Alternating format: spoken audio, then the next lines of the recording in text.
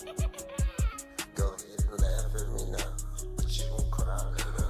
You was born a hater, probably gon' die a hater. I'm not sorry, I can't do it, I done ran out of favors. Only real niggas can sit here, we ran out of table. I got time in myself, yeah, I ran out of patience. Came up myself, yeah, bottom of the page. Got shit for a bitch, for a replacement. Always been a pimp, you a trick, you don't pay me. Every time I give it this stick, you don't crazy. From the back, make it clap, running on this. Nights like this, nights like this, yeah. Nights like this, in my motherfucking milk. I've been up, I've been through. I'm a fool, I know. Fucked around, every last done some dope. Had a threesome with my baby mama and my side chick. I be in my head, why the fuck ride? Know this shit is real, really, when we fight. Nights like this, I won't forget about me. Go laugh at me now, but you gon' cry later. You was born a hater, probably gon' die a hater. I'm not sorry, I can't do it, I done ran out of favors. Only real niggas can sit here, we ran out of table. I got time in myself, yeah, I ran out of patience. Came up myself, yeah, bottom of the page. Got shit for a bitch, for a replacement. Always been a pimp, you a trick, you don't pay me. Every time I give it this stick, you don't crazy. From the back, make it clap, running on this. Nights like this, nights like this, yeah. Nights like this. I wish raindrops to fall, drowning on my pain and alcohol. Thinking about 7 feet now. They got me locked up, behind the wall. Nights like this. I be distant, keep my distance, I don't talk it all. In my head, I gon' listen, I done lost it all. I want some fame love, they just lying, they want you to fall. Laugh at me now, but you gon' cry later. You was born a hater, probably gon' die a hater. I'm not sorry, I can't do it, I done ran out of favors. Only real niggas can sit here, we ran out of table. I got time in myself, yeah, I ran out of patience. Came up myself, yeah, bottom of the page. Got shit for a bitch, for a replacement. Always been a pimp, you a trick, you don't pay me. Every time I give it this stick, you don't crazy. From the back, make it clap, running on this. Nights like this, nights like this, yeah. Nights like this.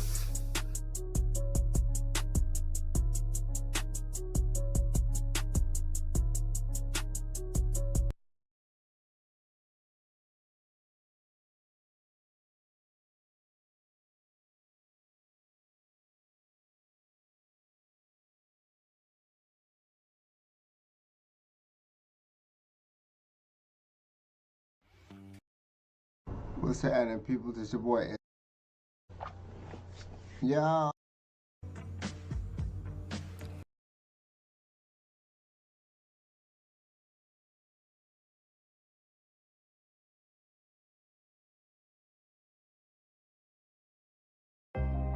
Get pussy squirt that way, man. Like sex, you feel it right away. Yeah, and I know what I learned. Didn't see the man die when it's set fire, shit run, turn away. Bitches dick in, I wanna wait. Look up in my eyes, look up in my face. I just got the pain, yeah, it's your rain. Just wanna feel the sun rays. Why they throwing shade? I just gotta wait.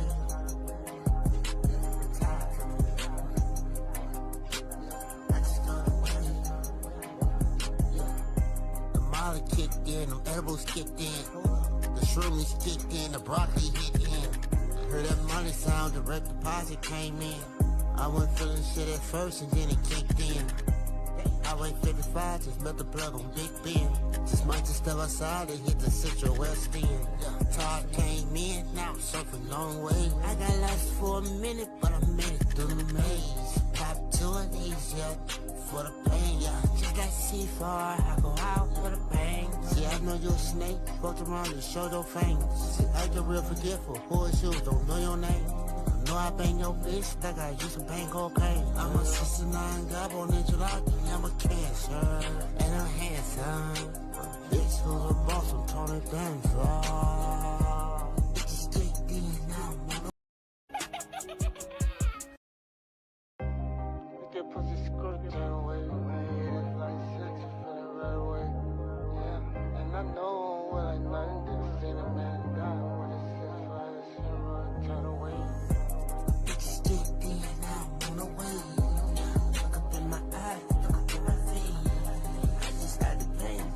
I'm ready.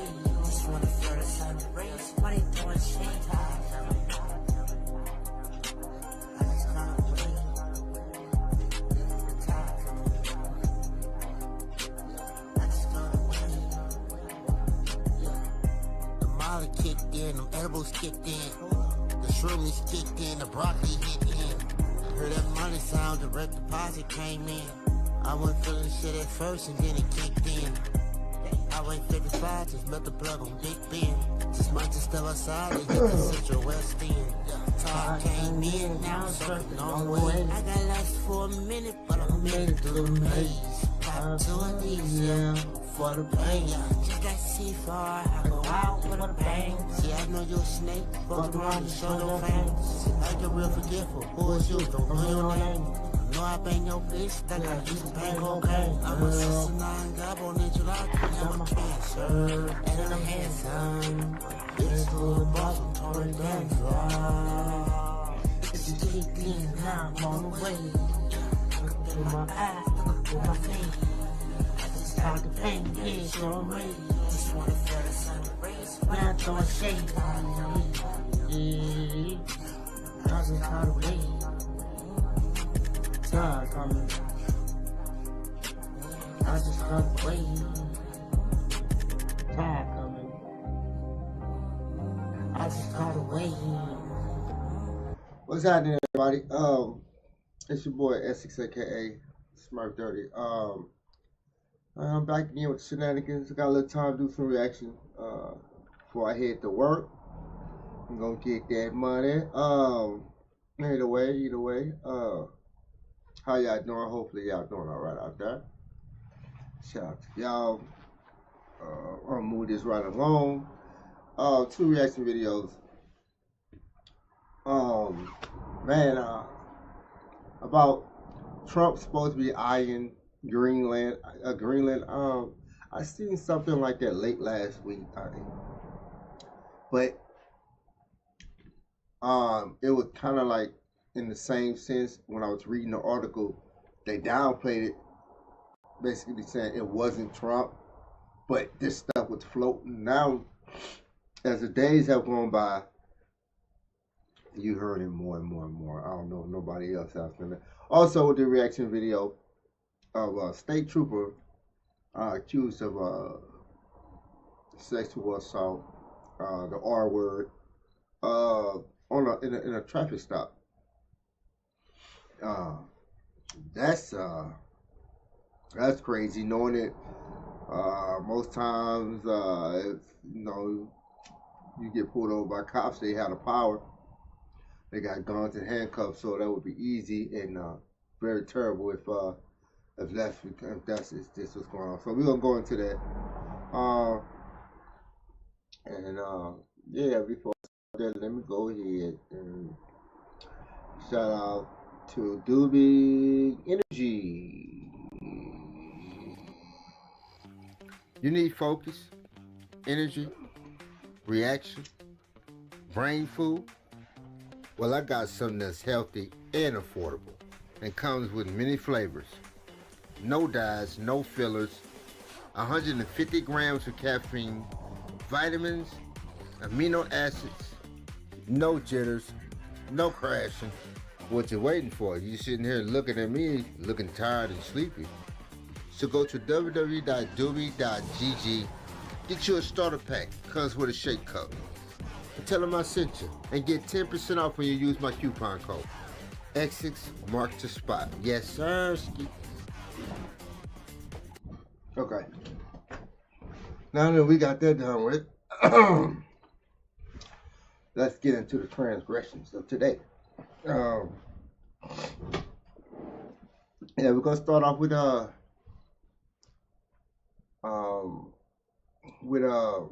situation going on with Denmark. It's basically fighting back against this idea, I guess, that Trump has of fondling Greenland. They don't need to, or don't need to be, or don't want to be fondled with. So let's get these started. Yes, sir. Let's get go.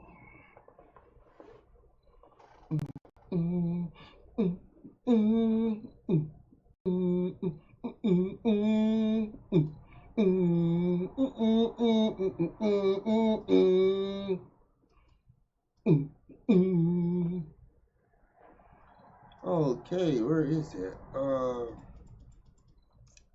I think you got it together. So that's one of them. I thought I had everything on the platter. Ready to just eat, you know what I'm saying? Eat, there we go. Alrighty, so this video is for educational purposes only.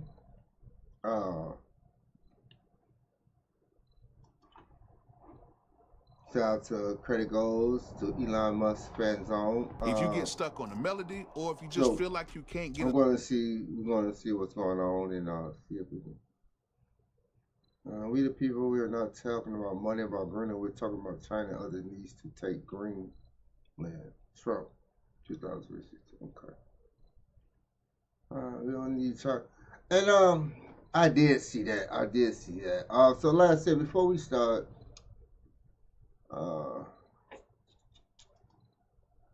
yeah. the song started, Output's co-producer is very dope. They make it much easier for. Y'all ready? Yes, and I'll destroy anyone who gets in my way completely. Look, people are talking about Greenland, and they're talking because I said it, okay, and when I say something, it's serious. Greenland is very important, very strategic. Everyone knows that, and Denmark is upset, very upset, but they don't see the big picture. I do. This isn't about joking around. This is about strength, security, and winning long term. We're looking at the world. We're looking at maps. We're looking at what America needs, and frankly, Greenland matters a lot more than people want to admit. I'm not talking about money for Greenland yet. I might talk about that. But right now, we are going to do something on Greenland, whether they like it or not, because if we don't do it, Russia or China will take over Greenland, and we're not going to have Russia or China as a neighbor. I would like to make a deal, you know, the easy way, but if we don't do it the easy way, we're going to do it the hard way. And by the way, I'm a fan of Denmark too, I have to tell you, and you know, they've been very nice to me. I'm a big fan, but you know, the fact that they had a boat land there 500 years ago doesn't mean that they own the land. I'm sure we had lots of boats go there also, but we need that because if you take a look outside of... What did he just say? Bruh, is I tripping? Did he just say that? Bro, I'm not gonna lie. I had a like for Trump, right? And, I was pushing for his straightforwardness, but now sometimes people can just. Did he just say what I thought he said? He said them folks. What gives them like to own that land, like cause they put some boats there and her tripping?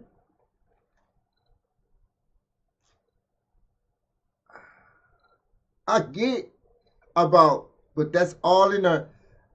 I heard, man, and I'm starting to see Trump grew up. He really likes humanity on a certain level that most of us humans don't, and I can see that. I can see that by the moves.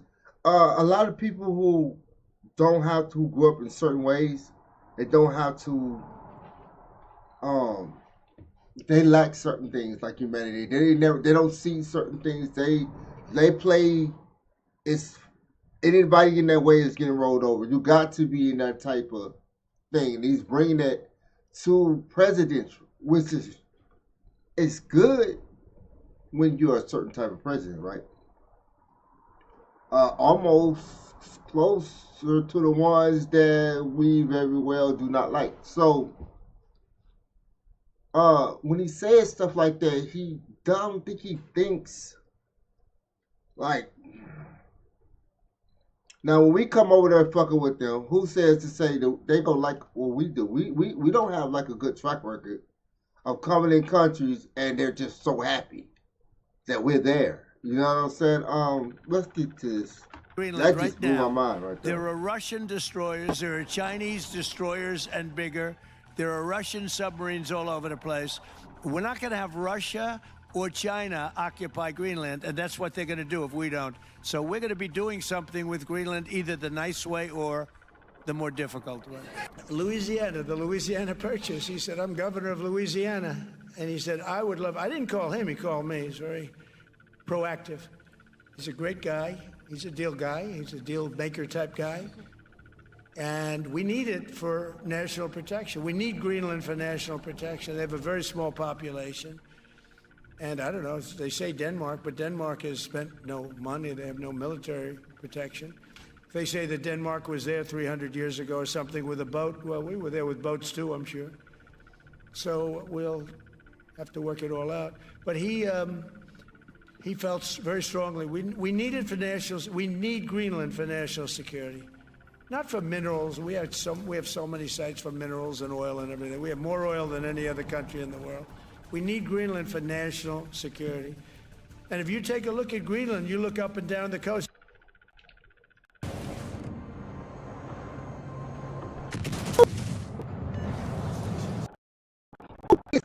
All I see is disrupting everything. Like, the next president is going to have to dig his. We're going to be so.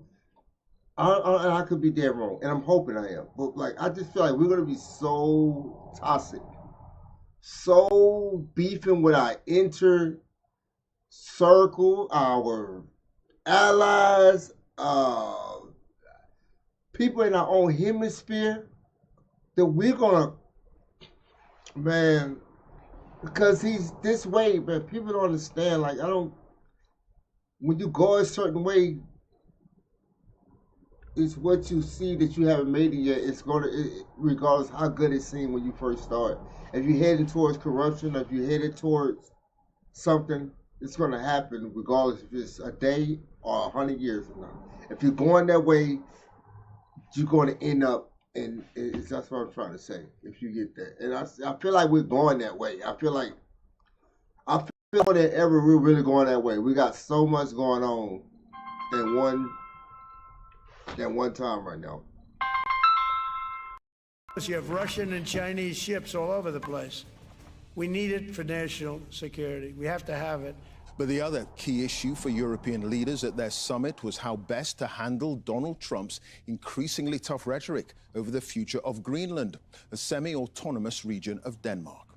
Tonight, the White House said utilizing the U.S. military in furtherance of the goal of acquiring the territory is always an option. Bravado or a genuine threat? Might the U.S. military attempt to seize by force land belonging to a fellow NATO country? This statement, it does seem a little bit strange, certainly for European leaders, that there is the possibility that troops might be used to take Greenland. It's an option, the White House said today, and I think this has come about because President Trump was clearly so delighted by the success of the military operation in Venezuela that it may have given him an appetite for going after other foreign targets. He's getting like that power, like, ooh, I can do this. He getting that, you know what I'm saying? Like, I could do anything I fucking want. Like. Because it was very shortly after the arrest of the Venezuelan President Nicolas Maduro that he started talking again about his desire to acquire Greenland. And then today, the White House press secretary gave this statement to the BBC in which she said that President Trump has made it well known that acquiring Greenland is a national security priority of the United States and that it's vital to deter our adversaries in the Arctic region. The President and his team, she said, are discussing a range of options to pursue this important foreign policy goal. And, of course, utilising the US military is always an option at the Commander-in-Chief's disposal.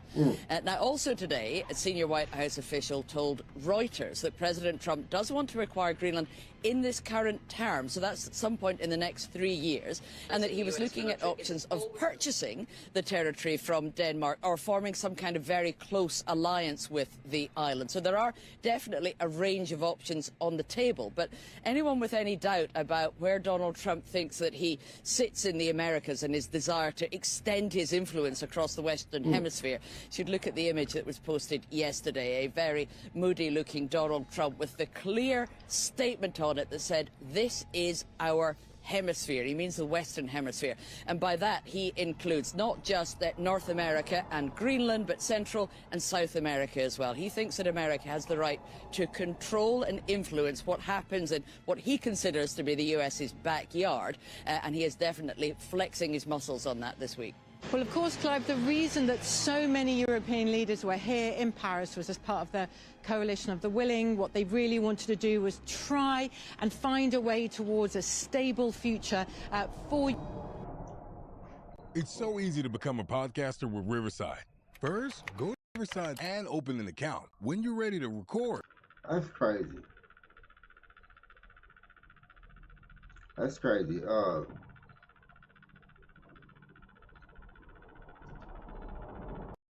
After aggression from Russia ends, and they need the United States on board for that.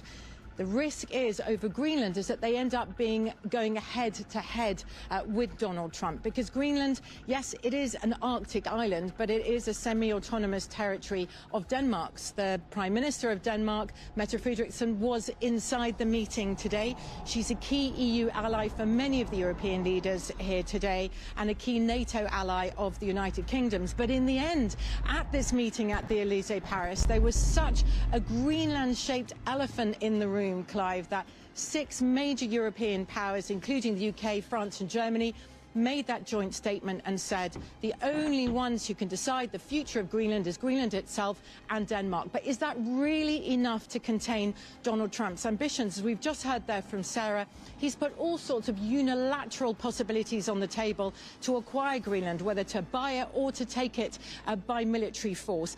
And what we've seen so far since Donald Trump was re-elected as president is European powers dancing this really difficult diplomatic dance to manage Donald Trump. Yes, to stand up for European values or allies, but always trying to avoid his ire or to provoke him.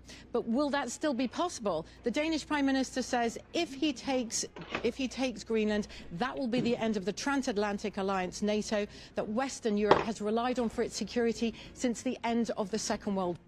And if Europe continues in this very, very careful attitude with Donald Trump, in the new world of big power politics that we now live in, that Donald Trump seems to relish, Europe risks at best just being a bystander and at worst being trampled underfoot.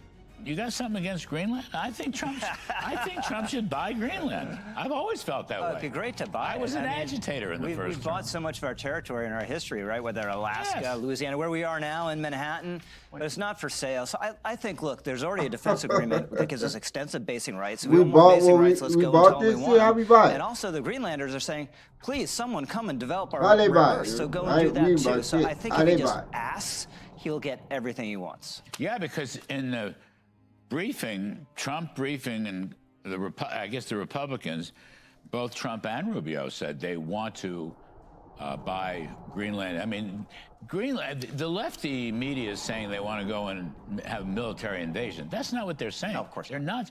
The Wall Street Journal today implied that there was a military. But that's exactly what they're saying, though. They said it several times. He wants you to buy it, negotiate away that they can plan or use military force. I swear I just seen that more than 2 or 3 times. Right?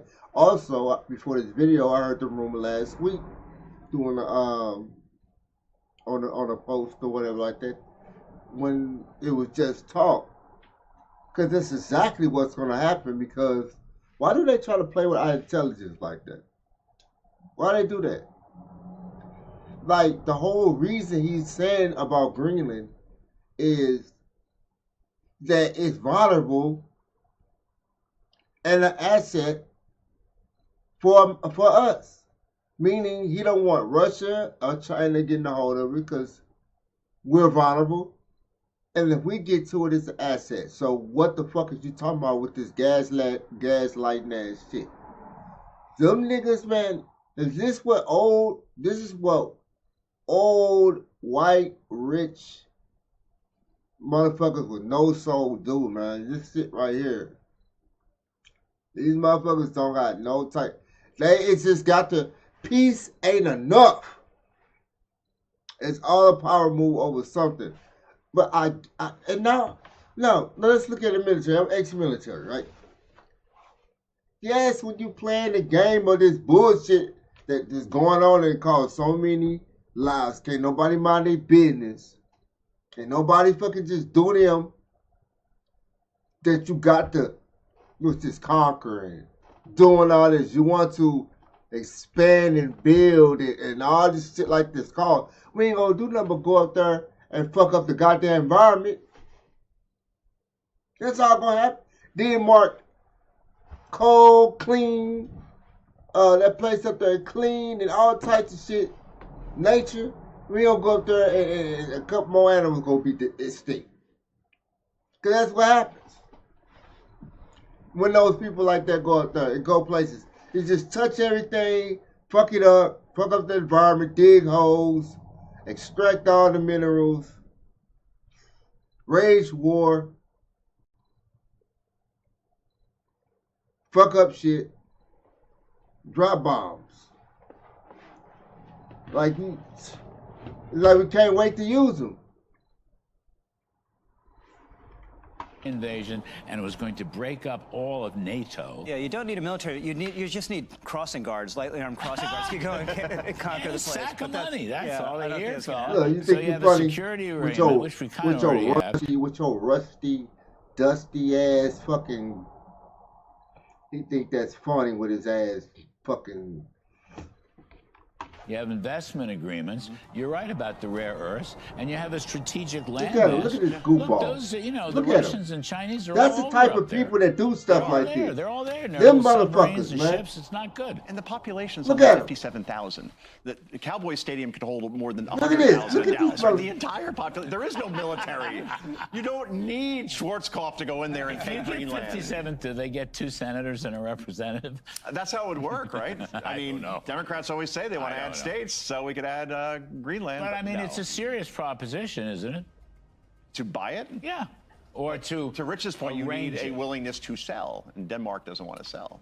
Well, I think Denmark could be. Well, I think if he really pressures them, if he says, the 82nd Airborne is ready to go next week, he'd get a sale. But I don't think he needs to do it. I think, Larry, if he asks them for more basing, they're going to say, yes, it's a NATO country. And ask them for the rare earths, they're going to say yes, because it's in our interest and NATO's interest as well. So I don't think we need to talk about acquiring it. I think we need to talk about getting everything we want out of it. Doesn't Venezuela have rare earths, too? Oh, yes. It does, yeah. So that's a big deal. How's he doing in Venezuela, Joe?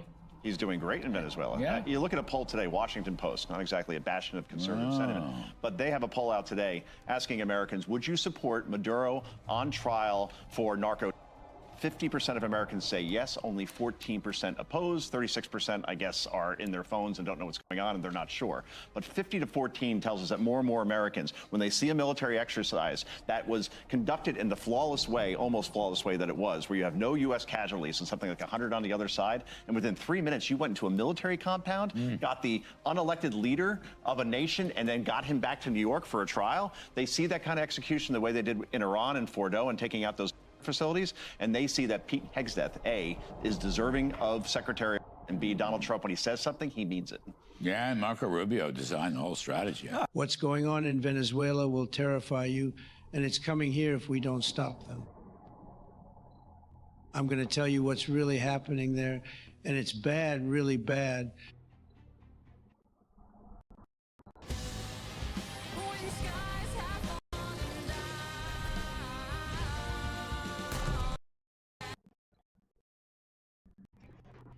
This one's getting people talking. This is my huge plans for the Venezuelan people. Not empty promises, more like big ideas being floated about rebuilding, restoring order, and giving people a real again. And you can feel the mix of hope and tension when it comes up. Expectations rising, skepticism lingering. It's that moment where change feels possible, but nobody's sure what the cost might be. Last night, and early today, at my direction, the United States Armed Forces conducted an extraordinary military operation in the capital of Venezuela. Overwhelming American military power, air, land, and sea, was used to launch a spectacular assault. And it was an assault like people have not seen since World War II. It was a force against a heavily fortified military fortress. So what we getting ready for? To bring. Said World War II, huh? Since World War II. It's time for World War III. We'll get one every 60 years. So this is a pattern.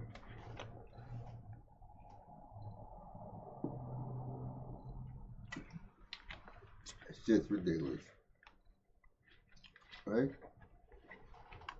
Outlaw dictator Nicolas Maduro to justice.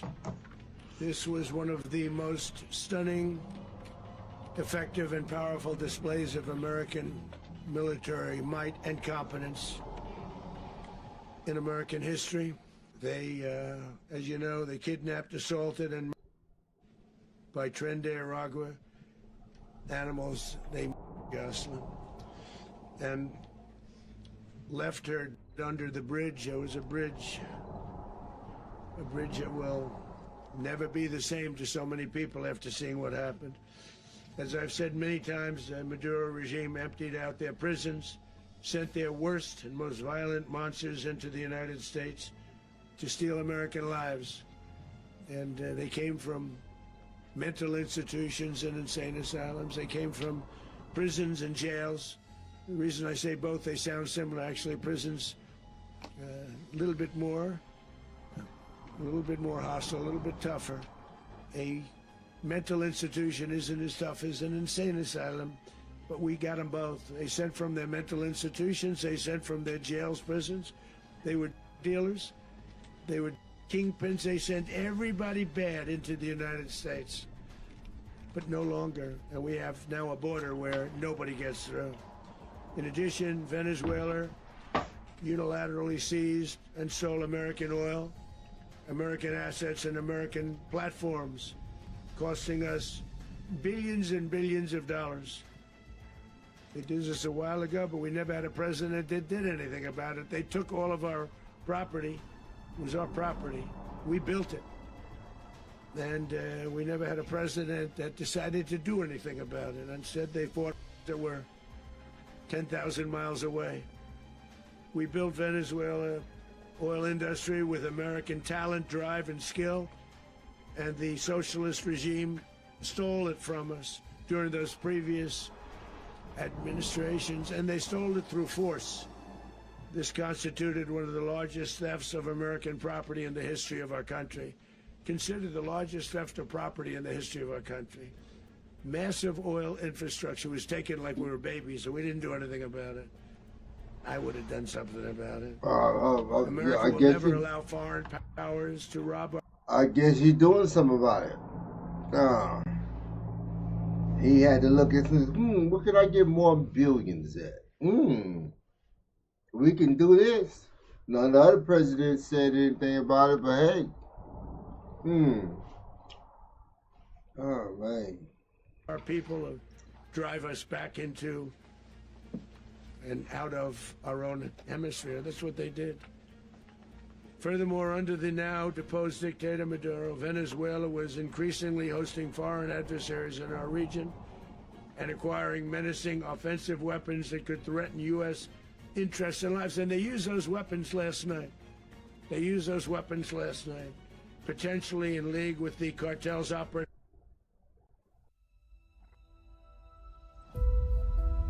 EVE Online is a vast universe.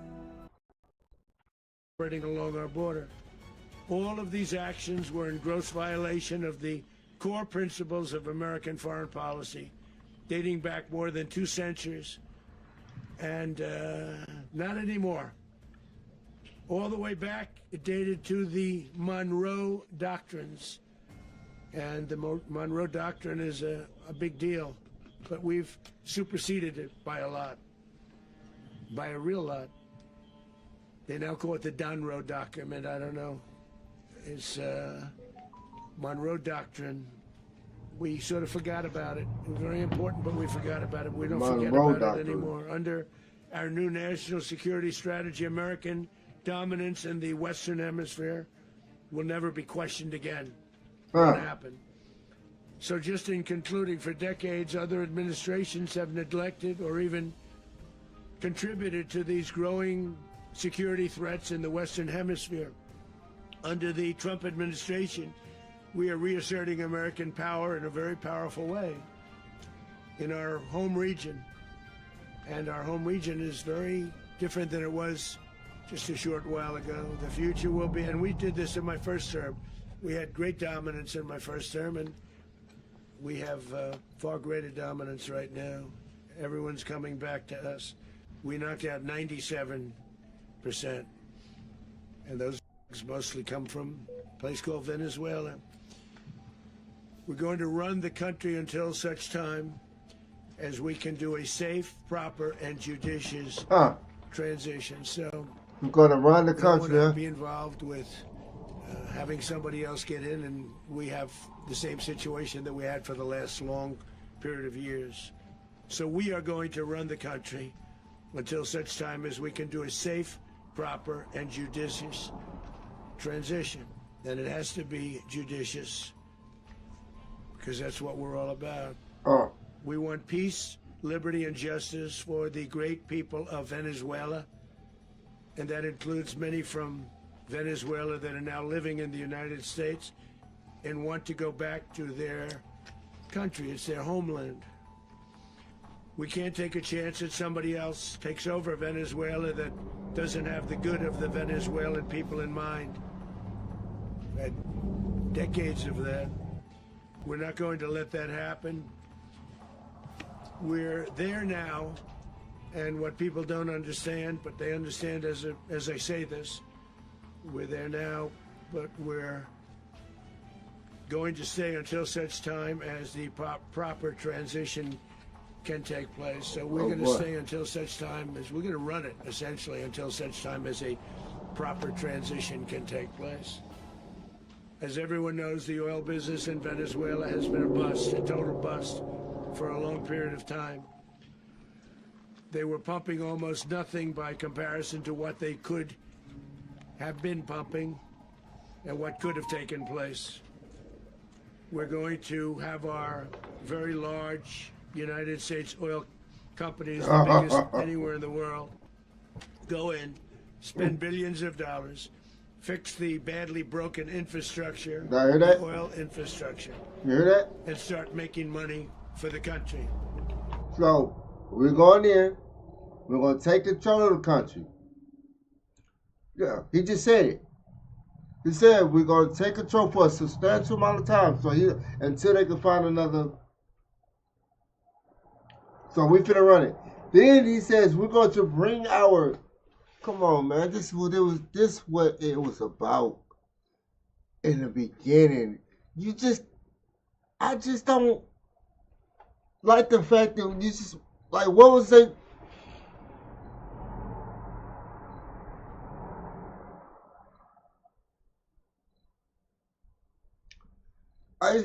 Like I said, this is gonna snowball. We're definitely benefiting off of it. As we go from Venezuela, and now they're talking about Greenland, and you got NATO watching what we're doing, how aggressive, how Trump is running this. We're going to create a lot of side eyes and distrust for us. And as you look at Trump, I need everybody to take a good look at Trump. Everybody, take a good look at Trump, man. No, really. Even the Trump, I'm talking about the Trumpers, the non-Trump. Take a good and be at just for 1 second. Look at this man.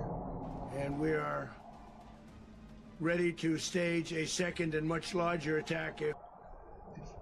The face, is that the face of a man? And I hold myself accountable. I just didn't want no woman in office. I'm just saying.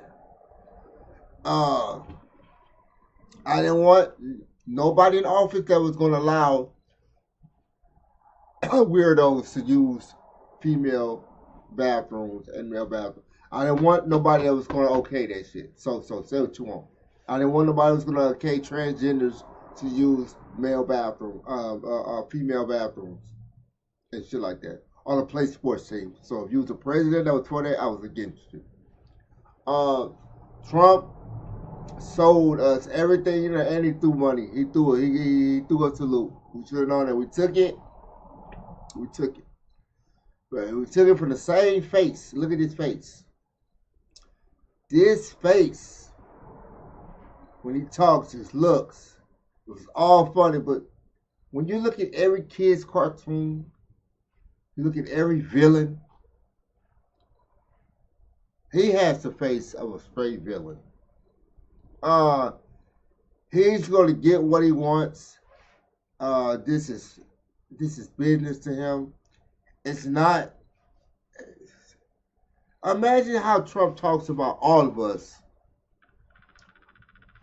especially rich, poor, no particular race. I'm talking about us. This is us down here. Imagine what he thinks about us in real life. Those people. I mean, even you white folks. If you're poor, he don't care about y'all either. Y'all ain't shit. He don't care. Like, well, imagine what he thinks. It's everybody's pawns. Like, imagine a man growing up seeing, rich family. All he sees is his father do stuff like that. He don't have no relationships where he has to. Now the moves he makes and just his whole career from when he was like telling people you were fired from that show to just over time, man, it's just like this is what we put in office. It's just like I said, it's in the air. It just feel like it's in the air and he's stirring it up. We need to do so. So we were prepared to do a second wave if we needed to do so. We actually assumed that a second wave would be necessary, but now it's probably not. The first wave, if you'd like to call it that, the first attack was so successful, we probably don't have to do a second, but we're prepared to do a second wave, a much bigger wave, actually. Yeah. This was pinpoint. The first one, we have a much bigger wave that. He said the first one didn't need it. Don't really need a second one because it's so good, but I might bring a second one and it's gonna be bigger than the first one. Woo! Probably won't have to do. This partnership of Venezuela with the United States of America, a country that everybody wants to be involved with because of what we were able to do and accomplish, will make the people of Venezuela rich, independent, and safe. And it will also make the many, many people from Venezuela that are living in the United States extremely happy. They suffered. They suffered. So much was taken from them. They're not going to suffer anymore. The illegitimate dictator Maduro was the kingpin of a vast network responsible for trafficking colossal amounts of and illicit into the United States. As alleged in the indictment, he personally oversaw the vicious cartel known as Cartel de las Solas, which flooded our nation with lethal poison, responsible for the deaths of countless Americans, the many, many Americans, hundreds of thousands of Americans because of him. Maduro and his wife will soon face the full might of American justice and stand trial on American soil. Right now, they're on a ship. They'll be heading to, ultimately, New York. And then a decision will be made, I assume, between New York and Miami or Florida. Well, you have it listed. You type it in.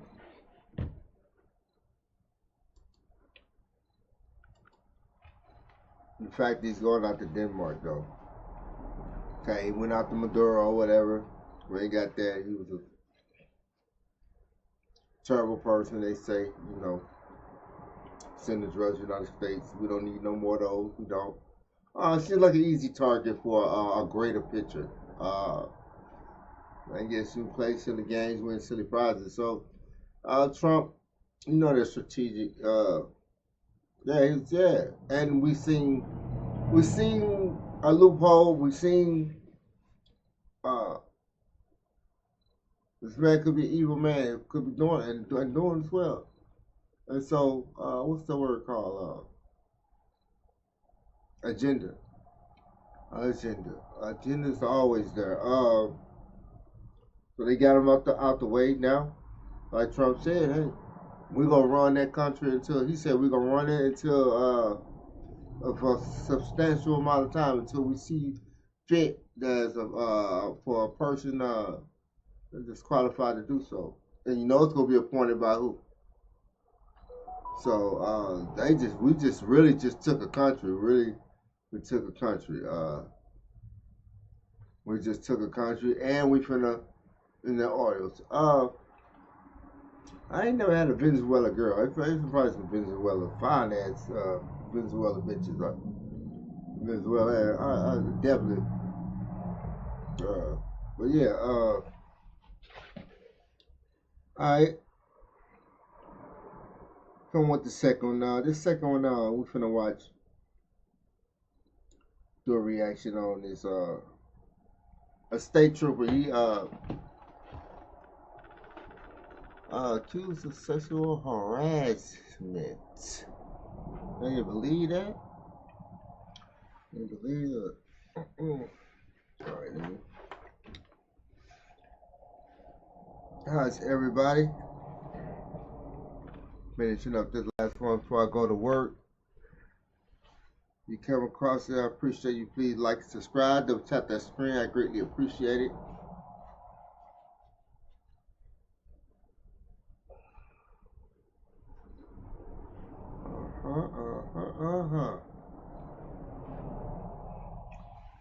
My doggone daughter got a hold of my glasses and broke my other one. Ooh! Little grubby fingers, man. When they at this age, so they just like to just. God. It was on my dresser. She just reached up and my old lady wasn't watching her and she. God. I tell you, boy. I tell you. Them dollars. The grubby hands always trying to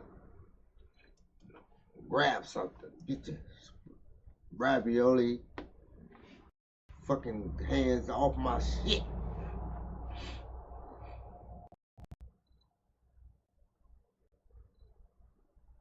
You're crazy. All right.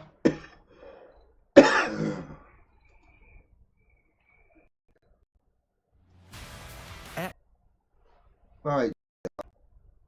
This is a story of a trooper accused of raping a woman during a traffic stop on a dash cam.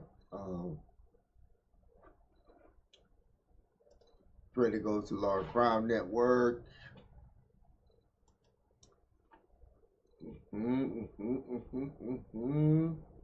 This video is a reaction from Exceptionally X for educational purposes only. Yeah, let's get this started.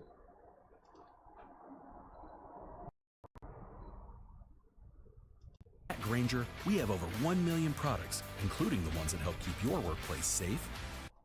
As Evans turned off his body camera and microphone during the stop, ordered the woman to a second location under threat of arrest, and sexually assaulted her. We are going to break down the video and the digital and forensic evidence with a criminal defense attorney right now. Welcome to Sidebar, presented by Law and Crime.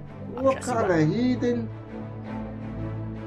All right, we definitely wanted to bring you this story clearly, and one of the reasons that we can do that is because of the support that we get from our sponsor, Morgan & Morgan, America's largest personal injury law firm, a firm with over 1,000 attorneys who have recovered, get this, $25 billion for more than 500,000 clients. Think about that. In the past few months alone, a client in Florida received $12 million when insurance offered just $350,000. Out in Pennsylvania, another client was awarded $26 million. That is 40 times the insurer's offer. Morgan & Morgan they make it easy to fight for what you deserve. You can even start a claim from your phone. So if you're injured, you can start a claim at forthepeople.com/LC sidebar.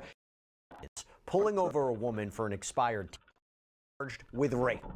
With an Oklahoma State trooper, Oregon, they make it easy to fight for what you deserve. You can even start a claim from your phone. So if you're injured, you can start a claim at forthepeople.com/LC sidebar. You can click the link below, or you can scan the QR code on screen. We have obtained dashcam video that captures the start of a traffic stop that ended with an Oklahoma State trooper now charged with rape. Now, a fair warning here, before I get any further into this one, I'm just going to tell you right now, this is incredibly disturbing if these allegations are true, okay? So the footage shows then Trooper Jarquez Evans pulling over a woman for an expired tag out in Oklahoma City in January of last year. Now, we've chosen not to identify her, but you see him search her, place her in his patrol car, and search her vehicle. But according to court documents, about 18 minutes in, Evans allegedly turned off his body-worn microphone and camera, and court documents allege he then told the woman to meet him at another location or she would go to jail. And it was there that he allegedly, and he is accused of, sexually assaulting her.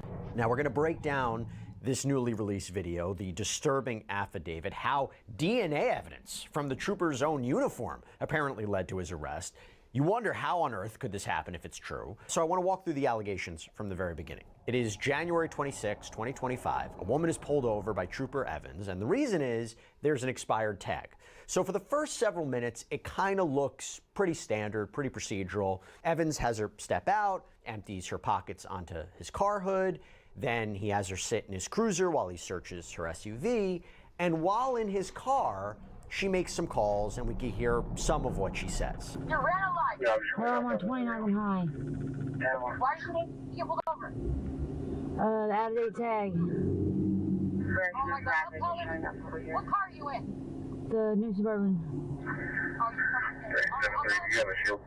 I don't think I'm going to jail, but I don't know. Then the official record stops. Evans, according to a lawsuit that was filed by the victim, switched off his body mic and dash cam audio. According to that lawsuit, Evans allegedly never wrote a ticket. Instead, he is accused of giving her a choice: either meet him at a secondary location or go to jail. And under that alleged threat, she reportedly complies. And at this new location, the suit alleges that Evans got into her car, unzipped his uniform, and sexually assaulted her. And afterward, he simply left. No report was apparently ever filed for that stop. But you know what? It was the woman who reported it. The investigation that followed wasn't just about her word. You had OSBI forensic testing on Evans' uniform pants, and guess what they found? Apparently a semen stain. DNA identified Evans as the main contributor. Investigators also found a text that he allegedly sent his ex-wife the next morning saying he'd, quote, done something bad with a woman he pulled over. So Evans was arrested, he was fired, he was charged with rape and forcible sodomy. The victim also filed a civil lawsuit against him and named the OHP as well, claiming they ignored red flags in his past. So you're basically making a claim. Forcible sodomy? What are you, fucking ass? Bro, this boy, it be really that bad for y'all out there, man? It be really that bad? That he shouldn't have been hired. This is negligent hiring. This is negligent supervision, right? That's the main allegation. Now, here's the thing. The key dash cam video of the traffic stops beginning, that has been released. This is the footage of those final recorded moments before the audio cuts out and the alleged assault began. So we want to go through it. And right away, we see Evans pull over the Chevrolet Suburban. He exits his vehicle. He approaches the driver's side. He has the woman step out of her vehicle. He immediately begins a pat down, empties her pockets, placing her phone, her keys, other personal items on the hood of his patrol car. And then he guides her to the front passenger seat of his cruiser. He leaves her there, goes back to search her Suburban. Evans is out of frame, seemingly searching the vehicle. And meanwhile, she's in his car. And that is when, according to the lawsuit's timeline, she makes those phone calls. It is from there we see a second trooper arrive and appear to aid in the search of this car. Now the stop continues, and at one point she gets out of the car to speak with the officers, and more than 20 minutes into the traffic stop, the second trooper leaves. That's when everything changes, because Evans seemingly continues talking to the woman. And according to the lawsuit that she filed, this is when Evans manually deactivated his body-worn microphone and the in-car camera audio. That is what she's accusing him of. That's an allegation. The video may continue from certain angles, but the official audio record, that ends. In this silent video, we see him seemingly walk her back to her Suburban. He returns to his driver's seat. Both vehicles sit for a moment, and then they drive away in the same direction. The dash cam from Evans' cruiser shows him driving kind of a short distance and then pulling over again, and the video shows his parked cruiser with no other vehicle in frame. There's no audio. So his car sits unmoving for seemingly about 12 minutes, and this, according to the affidavit, is the period when he allegedly met the victim at that secondary location and assaulted her. Wow. And then finally, the video appears to show Evans starting his car and driving away. The traffic stop from the system's perspective is over. There is no citation that was ever generated. There was no arrest report that was filed. Okay, so before he says that, fact that he got, glad he got caught,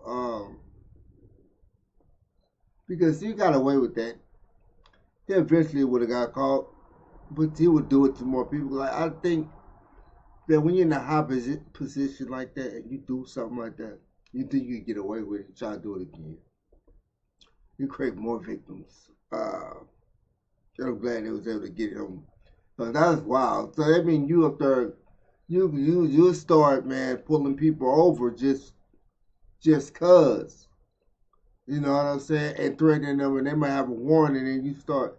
So yeah, that's fucked up. Help us try to understand the implications of this case. I'm joined now by criminal defense attorney John Day. John, thank you so much for taking the time. I want to start with the video itself because we see this traffic stop. By all accounts, it looks procedural, and then the audio cuts off for a specific moment. So from a legal standpoint, if this is true, how significant is that act? A trooper allegedly manually turning off his recorded equipment during an active stop. Let's start there. Right. Well, thanks for having me. So, you know, the old saying is the video doesn't lie, but in this case, it's the absence of the video that doesn't lie either. Why would a police officer have any reason to do any basically editing in the field? I mean, that certainly raises suspicions right off the bat. It's not supposed to happen. You're not supposed to be selectively recording what you're doing as an officer wearing a body-worn camera. So legally, it certainly raises the idea of consciousness of guilt right from the start. Yeah, unless there was some sort of safety issue, you can claim there's a malfunction, which I don't believe either is happening here. I will say the lawsuit that we're talking about here, this lawsuit claims this wasn't just an isolated act by Trooper Evans, but a failure of the Oklahoma Highway Patrol system, pointing to past red flags like a prior forced resignation from another department, a negligent weapon discharge in the academy. When you look at that, in your experience, how does that argument of negligent hiring, negligent supervision, how does it work in a case like this? What makes it so powerful? Right. What makes it powerful is it's global. It says, look, this individual officer had a history, and he was brought on to the force, the state police force, the highway patrol, in spite of that history. And it he's guilty. Yeah, you should never. There's no reason why any law enforcement officer should ever touch the cam. There's no reason that any officer should ever touch the camera on duty.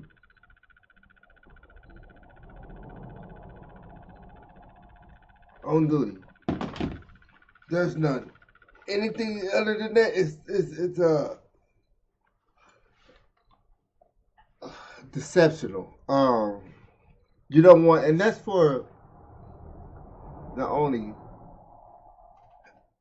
people's safety, but for also and well-being and proof, but for the cop itself, for in case like people are falsely accusing the officer. So, like the camera should never ever be off when a law enforcement any kind is on duty. I just think that's just Number one. Which is negligent hiring, negligent, basically no background check, or whether they did a background check, they didn't care what the results were. So the lawsuit alleges the negligent supervision, negligent training, negligent hiring, and also alleges a conspiracy to essentially bring on an officer with that kind of a history onto the State Patrol force. And look, the full scope of these allegations, they are laid out in this lawsuit, this civil lawsuit that was filed in Oklahoma County District Court on August 26, 2025. So you're 7 months after the traffic stop, so 5 months after Evans was criminally charged. We should note this lawsuit was voluntarily dismissed without prejudice in federal court late last year, which means the plaintiff could potentially refile it. But the important part about it, what we want to get to, is the detailed claims. If we take it as true, it provides quite the narrative, okay? And I want to walk through what alleges happened after that dash cam audio cut off. So first, it claims that Evans never wrote a ticket or made an arrest. Instead, he allegedly used his authority to move the encounter to a second isolated location. Quote, following the stop, defendant Evans instructed plaintiff to meet him at a secondary location. Plaintiff, under continued threat of arrest, complied. GPS data and surveillance footage confirmed that plaintiff drove to a dimly lit area near Southeast 31st Street and South High Avenue, where Evans later arrived. And now here is the core of the sexual assault allegations, because in the lawsuit's own words, it says, upon entering plaintiff's vehicle at the secondary location, Evans unzipped his uniform pants. When plaintiff expressed concern about being arrested for prostitution, Evans assured her that she would not be and confirmed that his body camera was off. Evans ordered plaintiff to bend over. Plaintiff, under duress and fear of arrest, complied. Evans forcibly removed plaintiff's clothing and engaged in sexual activity without her consent.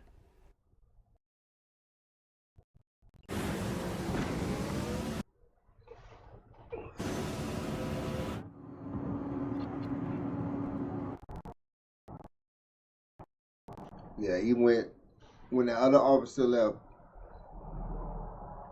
he went and chatted up, was like, hey, you ain't gonna go to jail, threatened her with jail, said, hey, but you can, you ain't gotta go if you do this. And well, he could tell he went straight to business. And she was a prostitute, so she was easy pickings, like in his eyes, like, you know, a lot of people pick up those type of people because they really, nobody cares to hear what they, you know, it's harder, you know what I'm saying? They can get away with it. Dumbass dude, man. Call abusing your power. John, back to you. You read this, you take these allegations as true, and obviously, you know, these are allegations, but you read it, it's quite harrowing. What stands out to you from this narrative? Is it the potential digital evidence? Is it the idea of duress or fear of arrest when we talk about if something was consensual or not? It's pretty remarkable, but from a legal point of view, what stands out to you? Right. Well, remember, the starting place is this is done under the color of law. Basically, they're saying in the lawsuit that the plaintiff was violated, her rights were violated, and her body was violated by a police officer acting under the color of the authority of the state, of the government. And that's where the civil rights violations, the constitutional violations come in, because this is not just, I mean, if there is such a thing, an ordinary sexual assault. This is a sexual assault, according to the plaintiff, accomplished because she was under the authority of a police officer, and she was acting with the fear of things like arrest and charges. And she makes that statement about not being charged with prostitution if she engages in this. The whole thing is based on her fear, not only of a police officer, but of the officer's authority and things he could do and things he wouldn't do if she complied.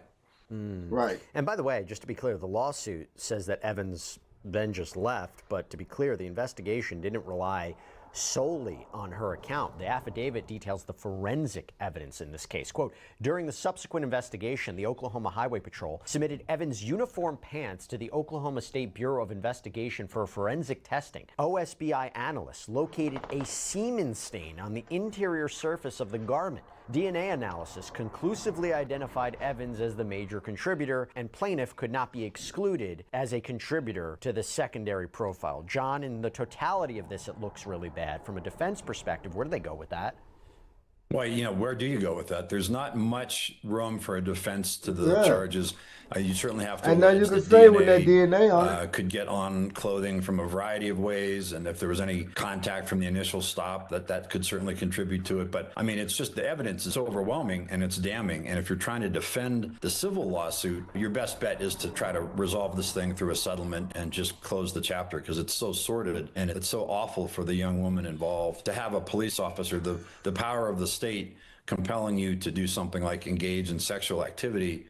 And then the officer basically trying to hide all the evidence, turning off the camera and so on. It's almost an indefensible case from that perspective. I mean, I guess they'd have to explain it was there for some other reason. Maybe he was, I don't know, doing something, or maybe there was somebody else that he was involved with. I don't know. I don't want to go down that rabbit hole, but obviously we're talking about it. It's an issue.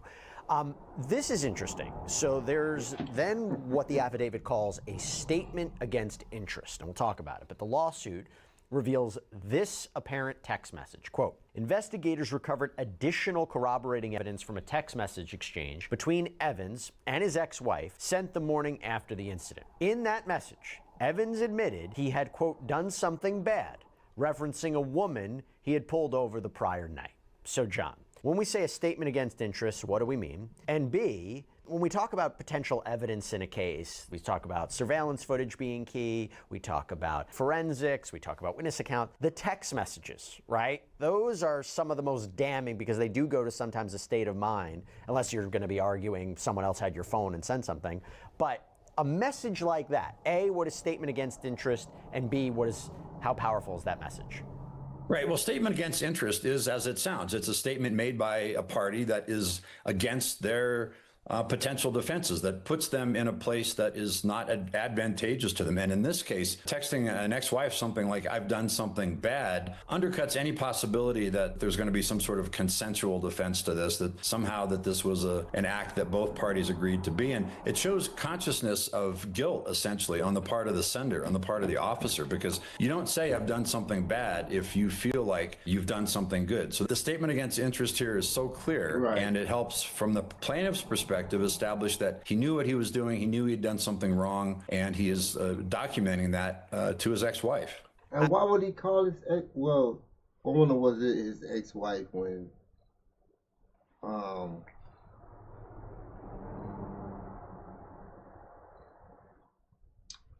when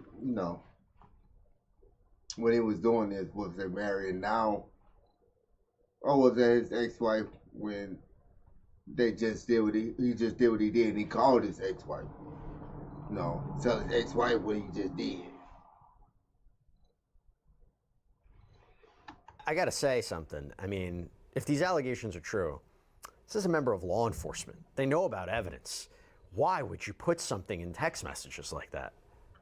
That's a question, but again, was this the best trained and most experienced and smartest police officer around? No. We know about at least the allegations of his history. We know that he had a very cloudy history, to say the least. And so you do have to wonder, if this officer was thinking about things clearly, he wouldn't have done that. But at the same time, if you're the plaintiff, you're grateful that he is not the smartest police officer on the force, and that he's established a paper trail and a digital trail that points to his bad acts.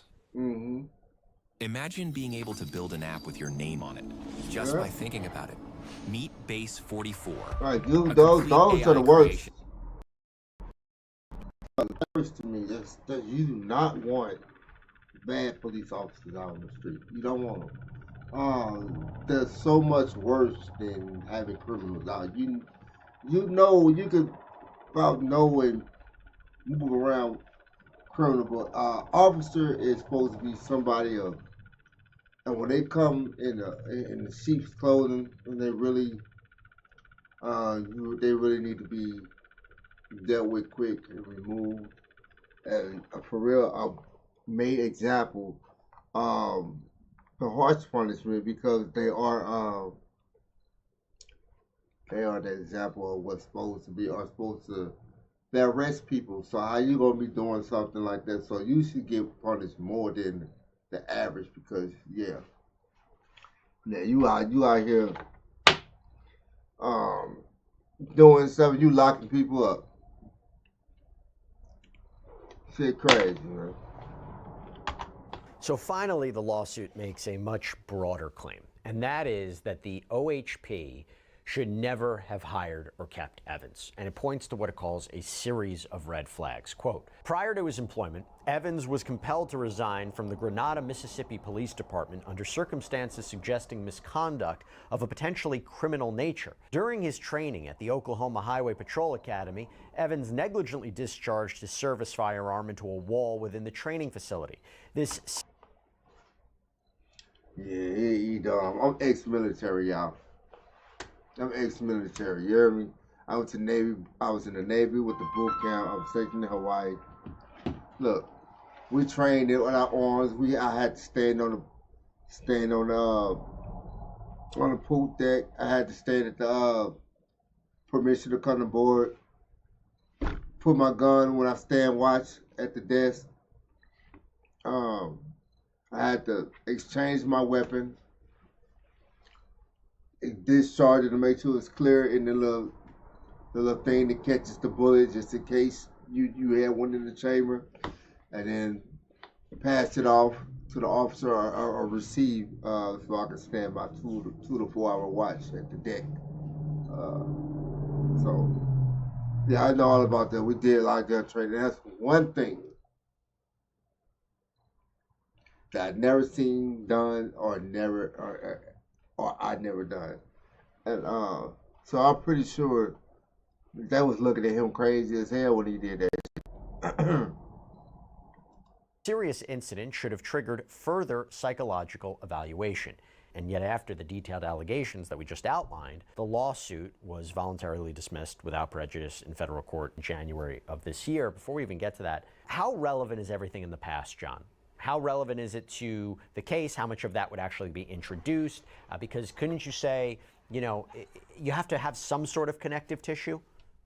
Well, if your claim is that the state was negligent when they hired and retained this police officer, you do go into the past. You say, why were they negligent? What did they know? And when did they know it? And if they didn't know it, should they have known it? And why didn't they? So it goes into the officer's history. It goes into reasons why the officer might have been terminated. It goes into anything that shows that he was not suitable to be on the police department. And so you've got, if you're the plaintiff, you've got to dig into reasons why somebody should have raised a red flag early on and said, this person's not suitable. Look at the history here. And then the lawsuit alleges somebody made a decision.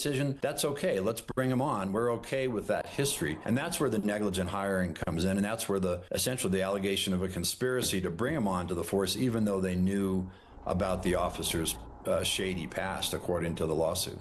So, John, when they say without prejudice, we know that that means the plaintiff, can refile the case in the future. For now, the civil claims against Evans and the Oklahoma Highway Patrol, they're on pause.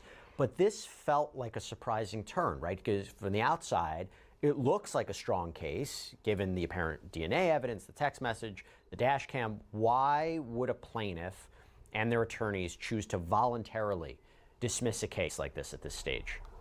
Well, it depends on where you want to be, federal court versus state court. There's some strategic reasons why you might choose one over the other, or there might be discussions going on that nobody knows about. There's a lot that potentially could be happening.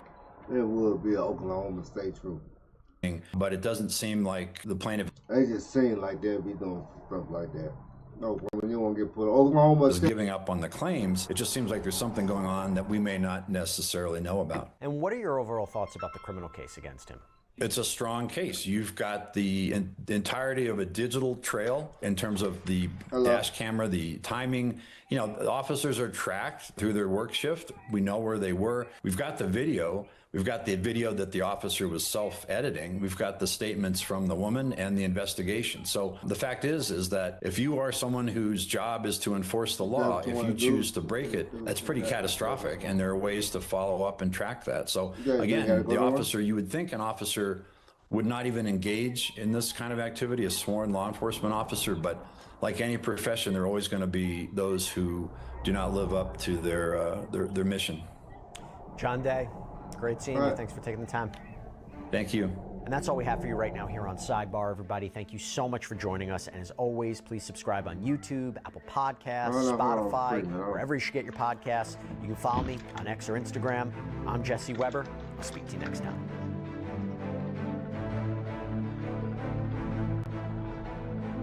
But yeah, sorry about that, folks. But yeah, that was the story of the. So he got off. Shit, he got off with a civil. I don't know what went on with that, but yeah, that's a quick one. Before I had to work. I had to work, so that's the stream for today, for real.